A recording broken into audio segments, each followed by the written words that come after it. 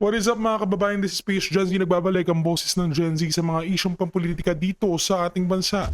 Mga kababayan, kakatapos lamang po ng Blue Ribbon Committee hearing sa Senado, so fresh na fresh po ang ating balita mga kababayan. Breaking news po ito.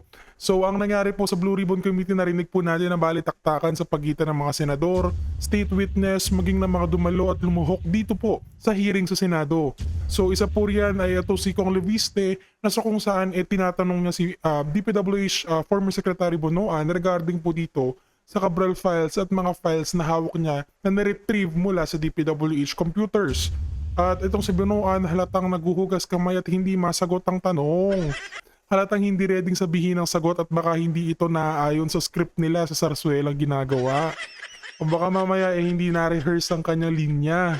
Kaya hindi masagot-sagot. Ika nga isang tanong, isang sagot. Ang problema pa dito kay Bonoan akala niya kaya niyang ma-intimidate itong si Kong Leviste. Akala niya kaya niyang paiyakin itong si Kong Leviste. Ayan ang problema dito kay Bonoan at maging sa mga senador o mga tao na gumigit-git dito kay Kong Leviste. Hindi po porke bata pong kongresista ito si Kong Leviste kaya nyo na po agad na intimidate. Hindi nyo po siya madadala dyan mga kaibigan. Panoorin nyo po ang pagsupalpal ni Kong Leviste dito kay Bonoan mga kaibigan. Pero wait, bago yan mga kaibigan, wag nyo pong kalimutan mag-iwan ng like dito sa ating video kung nagustuhan nyo po ito at subscribe sa ating channel para mas maging updated po kayo sa mga maiinit na balita dito sa ating bansa. Huwag na po nating patagalin mga kaibigan, react at reacta na po tayo sa discussion natin mga kaibigan. Ninyo yan, sinabi na galing daw doon sa file. Listahan yan. District yan, per district. Listahan lang yan. Ano ba yan? Sinabit lang sa GAA, nasa GAA o nasa NEP, and then na-release ba? That I would Nagawa not know. ba? That I would not know. That is, I think, what the more important question to ask, not just a list. I just, I am saying, Your Honor, that looks familiar to me, but as far as these items were released, I would not have any information about it, Your Honor. Mr. Chairman. Senator Bam. Yes, Mr. Chairman, has the committee established how the list was acquired? Hindi pa. Nakapagkwento na ba si Congressman Leviste? May we know, Congressman Leviste, how you acquired the list?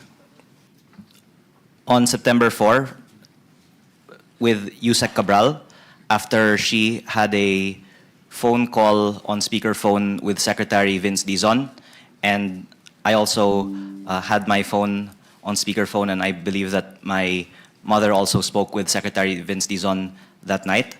And Secretary Vince Dizon said that these are public documents and that all of them can be shared not only with me, but with the public. And were these given to you as a printout or was this a file that was emailed to you? The printout that I have sent there with a timestamp September 9, 6:03 p.m. was a hard copy, and I also got a soft copy of that printout From? from the office of Yusek Cabral, with Yusek Cabral present. Okay, so yung email na pinanggalingan nung listahan is from a government employee or from an official email of the DPWH? Soft copy was given to me, Sorry, USB ba or it was Yes. emailed to you? USB. Okay, so may binigay sa yung hard copy at may binigay sa yung USB with all of these files. Yes, my USB was the one that got the files. Okay, so binigay mo yung USB mo kay Undersecretary Cabral at kinopya niya from her computer. It was my USB from their computer in the presence of Yusek Cabral. Yes, but you have to, we just want to establish how the information arrived to the committee, no? So could you share with us how it arrived here? So binigyan ka ng hard copy and how did you get the soft copy? In the presence of Yusek Cabral, I asked if I could get a soft copy of it, and my USB, after a few minutes, because it wasn't readily with me, was brought by my staff, and it was also seen on CCTV that we were coming in and out of the office. And that time, Yusek Cabral was with us, and that was after a phone conversation with Secretary Vince Dizon. Okay, so yung USB mismo, nilagay mo sa computer ni Yusek Cabral and you transferred the file to your USB. In Correct. the office of Yusek Cabral, In her computer. in the Planning Services office computer. Okay. So, ibig sabihin yan, there should be a copy in DPWH as well because may pinanggalingan yung files na yon. Correct, Congressman Levis, no? Yes, and after your line of questioning, Mr. Senator, I also have here the names of the encoders that are also noted on each line of the file. So DPWH can verify. I don't think you can verify that right now by just looking at the hard copy. The best way to verify is to go back to your computer, check it there, and makikita kung totoo nga ba ito. Correct, no? Yusek, Mr. Chair, can we share our version of what transpired last September 4? Now, what was reported to us that happened September 4 was that when Congressman Leviste came to DPWH and he was asking for the district allocation per district budget allocation. And this was the one authorized by Secretary Dizon. And that's the second batch of documents given to us, shown to us, and which we are validating. Afterwards, what was reported was that the Congressman Leviste went to the computer and got files from Secretary Cabral's computer. We are not certain what files were acquired. Right after that, we secured the computer. It was sealed off, taken off to ensure that it remains intact and di na po siya matamper. And last December, the Ombudsman issued a subpoena, including that CPU, which we immediately turned over to the Ombudsman on the same day, including all printouts of the letter request in his office. And as of this moment, that CPU, which remained untouched as of September 4, is with the Ombudsman. So only the Ombudsman can actually verify. Is that what you're saying, Yusek Bernabé? That is correct, Mr. Only Chair. the Ombudsman can verify because the computer is with them. That is correct, Mr. Chair. Correct, no? Thank you, Congressman Mr. Leviste Chair. would like to respond. May I also kindly add that I believe there are two other groups that also have soft copies of this same file. One is the Office of Senator Lacson, who I understand obtained it from the lawyer of the family of Yusek Cabral. And the second is Billionario News Channel, who must have obtained it from some other source within DPWH separate from me. And I have seen another soft copy of the file, which has a slightly different file name than my file, and it is, as I have seen, exactly the same. So the public can be assured that it's not solely reliant on my copy of the file because there are multiple groups that also have a copy of the file. Mr. Chair. But was just to clarify, the files that were given to me by the lawyer of the late Undersecretary, ito yung SARO, dated December 27, 2024. 50 billion plus. 30 billion of which flood control projects. And when we cross-check with the records, may mga ghost flood control projects doon. Pero I just found out na incomplete yung, kasi may doon sa SARO na yon, ang total doon nasa mga 100 plus billion, hindi lang 50 billion. Coming from, I think, 155 billion, yung whole universe. So hindi kumpleto yung aking files. Yun lang binigay sa akin personally or through an intermediary nung lawyer ni late Undersecretary. And it appears na mayroong magkakapareho doon sa files ni Congressman Leviste at saka sa aking files. I didn't anymore attempt to ask, and i-follow up ko na rin kay Secretary Toledo. I-walk through nyo nga kami, paano kayo makakuha ng pera o ng pondo from the unprogrammed appropriation? Of course, nangyari lang ito mostly in 2024. Kasi medyo naabuso yung unprogrammed appropriations in the GAA of 2024, di ba? Ang laki, sobrang laki. So, December 27, patapos na yung taon. Nag-issue pa ng SARO, I suppose, kasi pag sinabi nating special purpose fund, nandun yung unprogrammed appropriations. And in 2024, I recall, inamend ng Congress yung special provisions. Dinagdagan nila. Because ang alam ko sa special provisions ng unprogrammed appropriations, napakahipit. Hindi ka makakakuha ng pera doon. Unless merong excess collection sa non-tax, not even revenue collection, non-tax revenue collection, may excess. Second, kung merong approved loan, di ba? And third, kung, what's the third, Secretary? yun na nga yung may excess, yung certification. Approved loan, may excess non-tax revenue collection, New revenue measure, Mr. and new accompanying revenue measure. That's the third. In 2025, tinake out na yon. Binalik na sa non-tax revenue, etc., etc. Now, can you walk us through paano ba nakakahugot sa unprogrammed appropriations? Who initiates? DBM ba? Agency ba? DOF ba? But eventually, the only person authorized to release is the President or the Office of the President, correct? The DBM, Mr. Chair. DBM, ang parang alam ko nasa gaan yan, only the President can order or authorize the realignment. Kukuha sa program, i-realign to augment items do sa regular budget. Oh. Now that you're saying it's DBM, then I submit, no? Kung Yeah. DBM. Mr. Chair. Bigyan nyo lang kami ng Okay. rundown. Paano ba yung ruta niyan? Okay, Mr. Chair. Thank you. So basically, the agency requests for the unprogrammed appropriations first are received, of course, by the DBM Central Office, which is mayroon po yung tinatawag na DMS, yung Documentary Monitoring System po namin, which then it will be routed for those who handles those specific requests. For example, DPWH, i-reroute namin po doon sa may hawak na po ng DPWH, we call the Bureau. And then, of course, initial review and compliance, of course, dire-review po ng ahensya or the bureau that handles it. Following what has been mentioned, kung na-achieve po yung ating trigger to unlock the unprogrammed appropriations, which is yung excess revenue or there is a new revenue measures plus yung ating mga, there's a perfected loan when it is particular for the foreign assisted projects. Okay.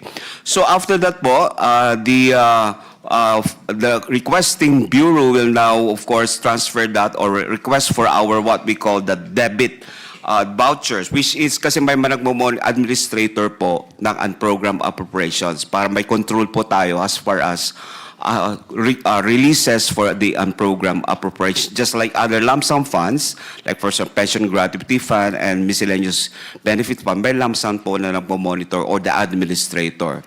So once debit voucher has been approved, yan po, release na po namin yan, okay, transmitted to the, of course, meron po yan, sinusundan po. It will pass through the Office of the Assistant Secretary of the Budget Preparation and Execution Group, together with the Undersecretary of the Budget Preparation and Execution Group. And then, once that's approved or endorsed to the Secretary, that will be signed by the Secretary, and that now becomes the special allotment release order signed and approved by the Secretary, Mr. Chair. Wait, anong role ng DOF?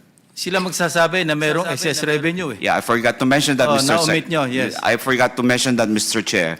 First, the excess revenue should be certified by the Bureau of DOF through the Bureau of the Treasury na may excess revenue po tayo. When we say excess revenue, that is comparison between the program versus the actual collection during that period. So yun po yung kailangan po natin may excess revenue muna bago natin ma-unlock Excuse yung me, Secretary, unprogrammed. non-tax revenue. Not necessarily revenue collection, non-tax revenue. Well, Pag-usapan dito. from the certification that was certified, it came from the non-tax revenue, Yeah, Mr. Chair. correct. Yes. Yeah. So ganun po yun. So yun na yung ruta nun. Yes, Mr. Chair. Hindi ito nag-i-start sa DOF, sasabihin ng Treasury, oh, meron tayong excess dito, DBM, kumuha na kayo ng listahan sa mga agencies. Hindi ganon. Parang ganon ang alam ko eh. Yung ano po, Kasi hindi po na kayo makaka-act kung hindi nyo alam na merong excess revenue, excess yes, collection, yes, diba? Mr. Chair. Because the agency cannot request without that excess Correct. revenue. So talagang nanggagaling muna sa Department of Finance. Yes, Mr. Or Chair. BTR. That there is an excess revenue. Okay. Oh, sino? Mr. Yes. Chair. Yeah, may I direct my question to our Prosecutor General?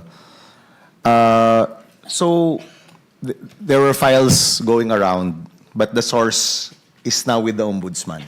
That's correct, no? We can verify that. That is correct, Mr. Chair. Okay, so may mga files si Leanne, si Congressman Leanne, may files ang committee, but the real source is in that Sorry, computer. Senator Bam, correct ko lang, hindi files ng committee.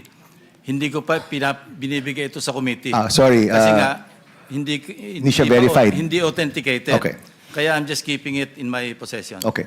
So, there are files that are around, but the source nasa DPWH, nasa computer ni Undersecretary Cabral at na-turn over na yon sa Ombudsman. That is correct, Mr. That is Chair. correct. Now, PG, I know you're not with the Ombudsman, but let me just ask, since you're the Prosecutor General, kung may ganoong data, anong usually ginagawa ng isang agency like the DOJ or the Ombudsman with that data? What do you do with it?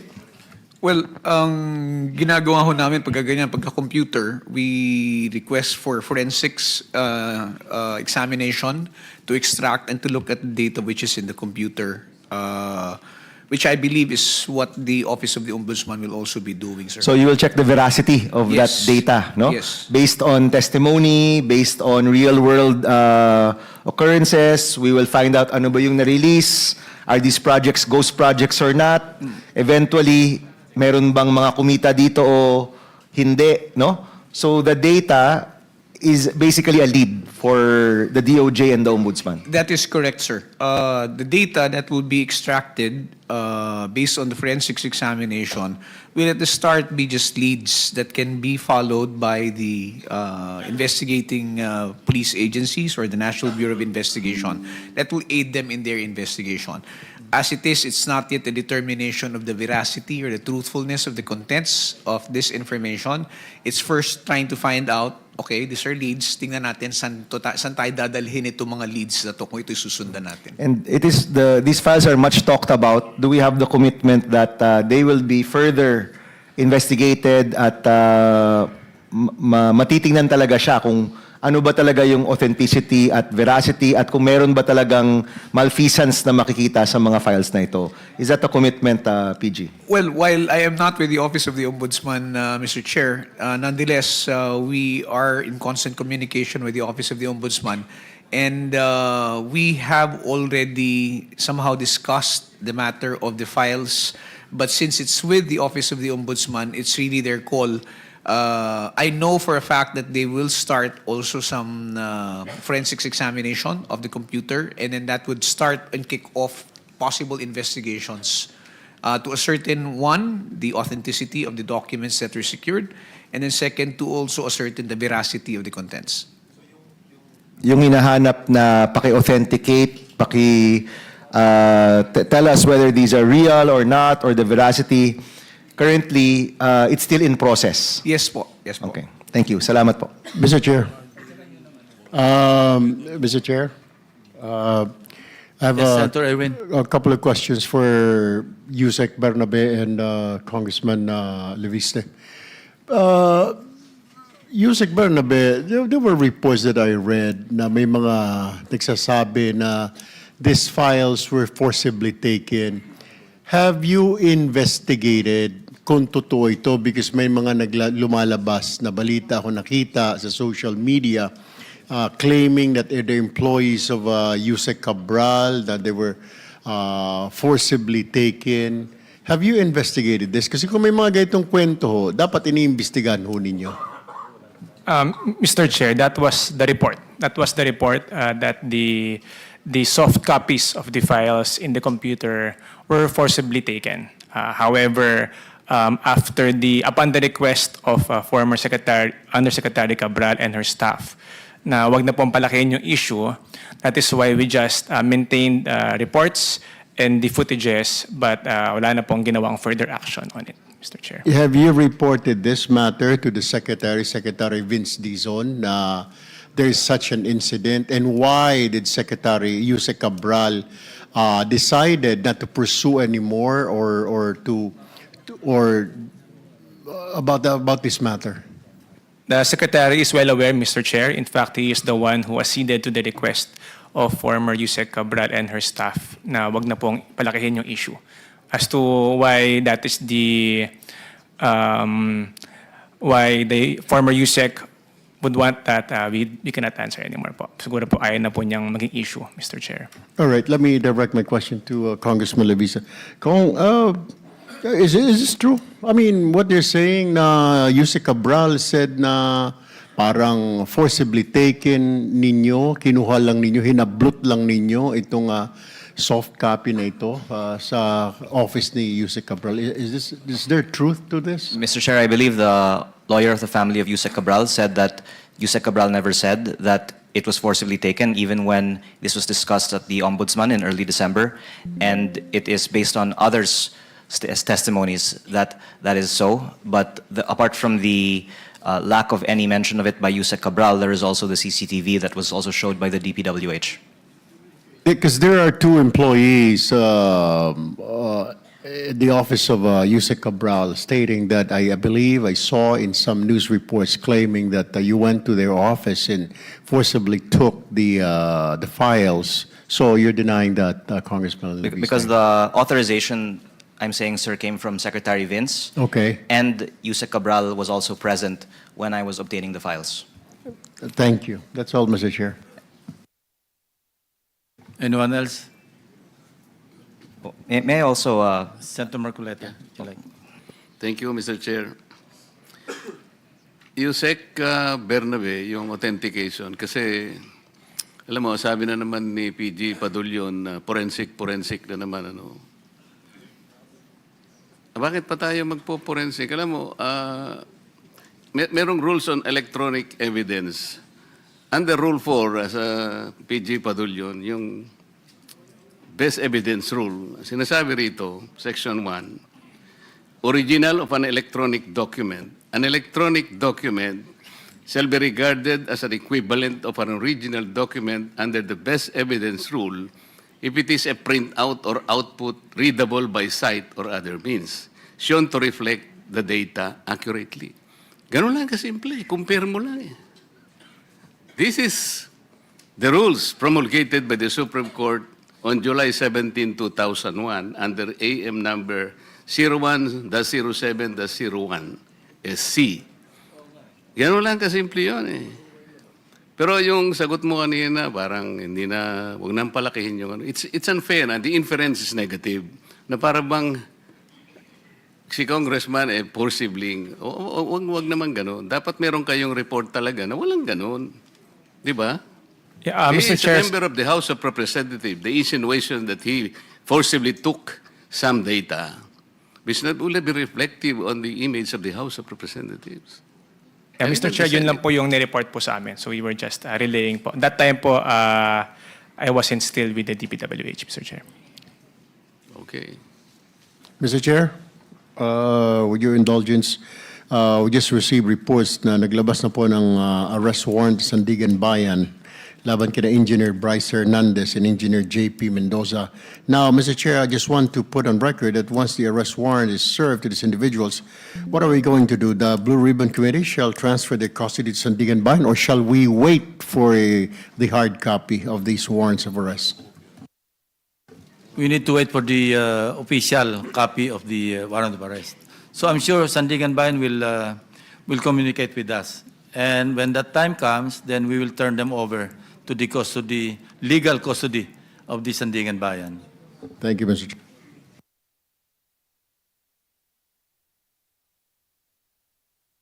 Yes, Mr. Chair, if I can just make a few quick points. First, I thank everyone for their questions on my involvement with the files. I would hope that we can also discuss the contents of it, but regarding my involvement, I would be glad to face any of those questions when they are brought to me. What is personally important to me is that the contents of the files can hopefully be made public. And considering that the DPWH is here, maybe there could be some kind of commitment on them authenticating and releasing it. And I would also like to note that to add to the authentication of it, I can also provide the committee, Mr. Chair, the list of the encoders, because there is a entered by on each. There's around 30 names here. And lastly po, there is a paki-mark na lang. column on Secretariat. handwritten notes and several names that have provided handwritten notes to Yusek Cabral on the projects, which might also be related to the documents in the supposed 6 boxes that were made available in the DPWH. And former Secretary Bonoan is also mentioned in many of these handwritten notes from Yusek Cabral, and because we have the privilege of having him here, it would be great to learn how that was done. And lastly, because of the Senate President's question a while ago on how many of these projects ended up actually having SAROS, I would... Would you like the chairman to ask the question that you just mentioned? Oh, Kung paano ginawa? Yes, Mr. Chair. If I could just make this last point on response to the Senate President's question. I also have here a list of the projects from the files that we checked against the GAA and the DPWH Transparency Portal, and close to 99% of them ended up in the GAA, and maybe over 95% of them have a contractor already awarded to them. And I could also provide this list po to the committee. Kanina, na-mention ni Senate President, yung allocables, tama yun, listahan lang yan eh. Wala namang assurance yan na papasok sa GAA. Tama ba, Secretary Bonoan, di ba? These are, based on the formulation prepared by Yusek Cabral. May formula siya dyan eh. Kung ilan yung pupunta sa ganitong region or kung kaninong tao or kaninong grupo, di ba? But ako naman, ang take ko, well, it's just a mere listahan. Pero ang motive for getting involved in allocables is to get kickbacks or commissions. Once naandun na sa GAA at ready na for implementation, ang tawag ko doon, attempted robbery. Or at least, very least, planned robbery. Kasi nasa isip mo na, kaya ka kukuha ng 1 billion halimbawang allocable kasi nagkukwenta ka na kung magkano yung commission mo. Pero without that, no, there's nothing wrong. With the list, per se. Depende sa motive. Di ba, Undersecretary Bernabe? Are you the son of the former justice? Oh, you should know. At saka, di ba, pwedeng i-analogous yan sa planned robbery, di ba? Nagpaplano ka na, dahil nagkukwenta ka na, oops, meron akong allocable na 1 billion. I'll pursue this to its logical conclusion, which is the GAA. Pag nandyan yung GAA, naka-allocate na sa'yo, nagkukwenta ka na ng 10%, 15%, 20%. Yun ang masama. Pero kung allocable mo is to address the needs of your constituents, especially mga district representatives, I cannot see anything wrong with that. No. Even senators, kasi may mga constituencies din ng mga senators in their respective areas of residence, for example. So, yun lang ang take ko. I do not agree and I do not also disagree with the Senate President along this line. Well, the best thing at this point, Mr. Chairman, is that the Ombudsman has the computer and the contents of what really is inside that, no? And it can be compared to the list that Congressman De Vista had, Senator Lacson had, and what is in the portals of these departments. In other words, the executive department has a copy. It will be a welcome for the committee to have the files by Congressman De Vista submitted to the Blue Ribbon Committee, Mr. Chairman. Thank you. Senator Mr. Chair. Marcoleta. So, Yusek Bernabe, palagay ko mahihirapan kayo na sabihin na hindi tama yung files eh. Alam mo ako, nakakuha rin ako from other sources. Pareho rin eh. Kaya nung yung ating chairman nagsalita, nagkaroon siya ng press call, sabi niya, at least there are 5 secretaries, cabinet secretaries, and USEC have been recipient of allocable, sabi niya, as shown by the Cabral files. Tiningnan ko talaga. Tama siya eh. So, hindi naman kayo nag-react eh. Di ba? Mr. Chair, with regard to the Cabral files po, no, dahil nga po ito yung galing sa computer, and ito po ay, kumbaga, we do not know the context or we have no personal knowledge on how that file was created, authored, etc., Mr. Chair. Remember, Mr. Chair, the Secretary assumed this post September 1. And then September 4 po nangyari itong incident. He had impossible for him to know kung ano man ang laman ng computer na yun. That is why when it was reported that files were secured from the computer, the prudent thing to do was to secure the computer. Hindi na po namin yan binuksan, hindi na po namin hinalongkat kung ano pa yung laman ng mga computer na yan, ano pa ba yung mga files na ginawa nila former Yusek Cabral. Kasi those were the 2025 budget and prior years, which is already ongoing po. So it was already immaterial from our point of view, Mr. Chair. Mr. Chair, alam mo, Yusek, hindi naman namin sinasabi na tingnan mo lahat yung mga files na ito as they came out, di ba?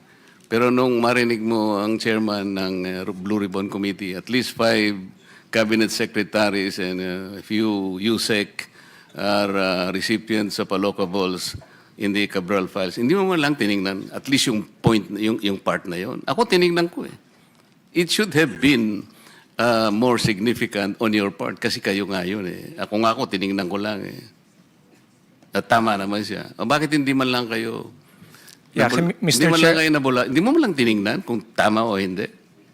hindi na that you po, can react. Mr. Chair. Why? Why? Because yung files po na ito, yung context po, no, of course, we had no idea how it was created or authored. Sa akin kasi ang interpretation ko na hindi kayo kumibo, tama talaga and the files is accurate. Hindi po, Mr. Chair. No? In fact, we did not even look at the computer anymore. Sinecure na po namin yan. The first time I saw some of the files ay on social media na po. Kapag doon pinost-post na po, doon na lang po namin nakita. Pero po yung actual file po sa computer, hindi na po namin tinignan, Mr. So you Chair. didn't even dare to look into the files? Meron man kayong files kahit na sinurrender na ninyo sa ombudsman, di ba? Wala na po, Mr. Chair. That computer was sealed off po after that incident. Why didn't you weren't even bothered by not being able to get a copy para lang sa inyo? Before na binigay nyo sa ombudsman? Insofar as those files were concerned, Mr. Chair, these are unofficial files po. No? Ito pong mga, paano po ginawa yung document na yon, ano po yung mga nakalagay doon. At the very least, we have expected from you, like investigating whether or not the files were modified or altered or deleted. Kasi malalagay doon sa computer kung the date where you modified it. Yes, that is Bago niyo why... binigay doon, so makikita natin even the files acquired by Congressman Lebiste would suggest whether they were altered, deleted. Makikita nyo naman doon eh. That is a minimum requirement that you have done, sana. Para makita natin, even without forensics, alam mo na, totoong mga files. This is more important. That is correct, Mr. Chair. Kaya lang po, we thought that ombudsman po yung best na mag-handle ng files together with the PNP ACG, Mr. Chair. I think baka po, kapag po kami yung maggalaw, baka po matamper namin at mapagbentangan pa kami na tinamper namin yung mga files, Mr. Chair. Thank you, Mr. Chair. Mr. Chair. Senator Erwin. Yes, Mr. Chair, I just want to set the record straight. The availment of program appropriations under the 2024 GAA may occur when any of the following exists. Number one, excess revenue in the total tax revenues or any one of the identified non-tax revenues. Number two, new revenue collections. Number three, approved loans for foreign assisted projects. Or number four, fund balance of the GOCC. In 2025 GAA, Mr. Chair, tinanggal po ang excess revenues in the total tax revenues and fund balances of the GOCC. Just to set the record straight, Mr. Chair. Thank you. Senator Erwin. Wala na? Manifest lang ng Chair. Before we suspend, show cause orders have been sent to the following. Mr. Mario Lipana, COA Commissioner. Former Congressman Elizalde Saldico. Mr. John Paul Estrada, Mr. Mark Texay, Mr. Orly Regala Gutesa, Mr. Virgilio C. Eduarte, and they're given 2 days to respond to the show cause order. So that said, Sorry, Mr. Chair? yes. I'm not sure po kasi kung we'll have a chance to ask Secretary Bonoan again. Would it be okay, We'll sir? have to suspend the rules and with the permission of the Senate President. Or I could ask you po to ask. Through the chair. Pwede. Yes. Sige. Sino po kaya ang BINI 10 Senti 2025 F1 at yung iba pong mga nakatag na mga pangalan po dito? And pangalawa po, para sa unprogrammed appropriations, paano po ng DPWH pinipili yung mga projects na yon? Secretary Bonoan, can you respond? Your Honor, I would not know actually kung ano yung mga kwan ni Secretary Cabral. Well, I'm just puzzled about these files, Your Honor. With all due respect, si Congressman is a member of the House of Representatives. Would it have been better actually if the House of Representatives authorized actually the good congressman to officially request for this kind of information or data from the executive branch? So that everything would have been not official. Kasi if we are talking of things that have not been made official actually at all, no? If there were conversations, authorization from the Secretary, Secretary Dizon and Yusek Cabral, these are informal arrangements to him, and I don't know what would have been the motive actually behind actually getting all this information from the Department of Public Works and Highways, which is a different agency to the legislative branch. We would just want to help the Blue Ribbon Committee and the Public Accounts Committee of Congress. And if I could just reiterate the second question, if possible, if Secretary Bonoan would be able to shed light on how projects in the unprogrammed appropriations in 2023 and 2024, which I understand were around 60 billion and 153 billion respectively, were selected by the DPWH. Kindly respond. Your Honor, I can recall that in 2023, there were unprogrammed appropriations that were given, that were released to the Department of Public Works and Highways to augment the budgets that were cut during the to augment the budgets that were cut in the during the in the General Appropriations Act. Now, for example, in the BICAM, let's say the budget that we proposed is about 37 billion, and only 2 billion was released. We requested for augmentation of that fund. For maintenance, it was reduced to the minimum. Then they augmented it from the unprogrammed funds. For foreign assisted projects, it was cut drastically from 70 billion, as I can recall, 70 billion to only 20 billion. So I think in our request, Mr. Chairman, since there were available unprogrammed funds, we requested them for augmentation. And these were the things that were released actually to the Department of Public Works and Highways. Now, these are the things that we received from the unprogrammed funds in 23, Mr. Chair. And I agree, no? At least a portion na pang-augment talaga yan eh.